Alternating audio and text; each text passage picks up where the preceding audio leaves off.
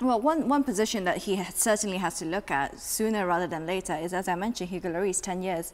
He's got to look at the goalkeeping position because they've got to look at a succession plan now. And Hugo Lloris has been at a decline. I think his peak was probably between 2018 to 2020. He has been at a decline. What's the plan next then? Because they haven't really got anyone in their squad right now that would be able to compete for the #1 spot. They've got to look elsewhere. Yeah, you know, they'll always keep looking. You know, Tottenham will be looking at players coming out of contract, older players. The goalkeeping position is always something I think, like you said, for the last 2 years, I think it's something they could have improved on. I think Lloris has thrown a few goals in this season as well, especially last week against Arsenal. You know, I don't think he's one of the, you know, the bravest goalkeepers in terms of coming for crosses and things like that. But listen, he's had a wonderful career. So it'll be interesting to see which level they go to in terms of who they want to bring and who they want to buy. But would you be looking at an experienced player, someone at their peak, or would you go for someone maybe younger that? No, I would go for somebody younger that can go and progress and be there for a long time and nurture themselves into being a top goalkeeper at Tottenham and be there for the next 6, 7, 8 years. So I would go for somebody that was younger, like Arsenal went for Ramsdale. They took a little bit of a risk, but it's paid off because I think he's a top goalkeeper. So maybe going by maybe a Jordan Pickford or something like that. You never know. Do you think someone like Illan Millier could benefit Spurs? Possibly. He's a young kid that's, you know, had a couple of years' experience, made mistakes in the Premier League. Yeah.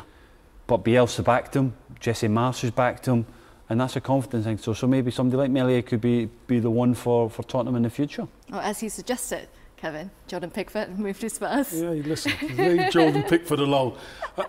I think you need somebody young, but you need somebody with the experience. Mellier's got the experience, but no disrespect to Leeds, the jump from Leeds to Spurs is a huge. Well, Jan Oblak is the one that I think a lot of Spurs fans were eyeing, and that's the biggest name linked. Yeah, but you know, to get him out of Atletico Madrid is going to take.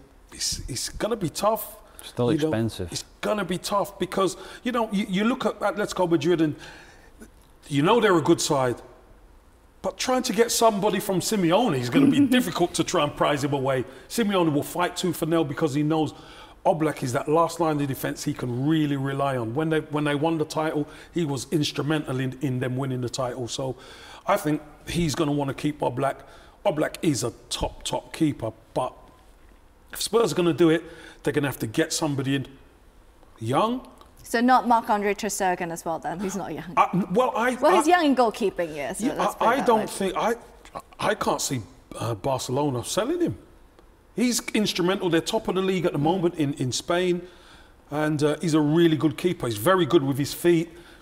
I can't see Xavi. Lafont is young. Lafont. Yeah, but again, Lafont, these guys have to progress to get to that level. Yeah. You know, it's a difficult one. It's tough coming into the Premier League. Mellier's been in the Premier League a few years now. Yeah. Pickford has done, you know, been a long time in the Premier League. And he's had his ups and downs. So he's had his ups and downs. You know, I just think that, you know, you look at somebody that's had Premier League experience will definitely help Tottenham going forward.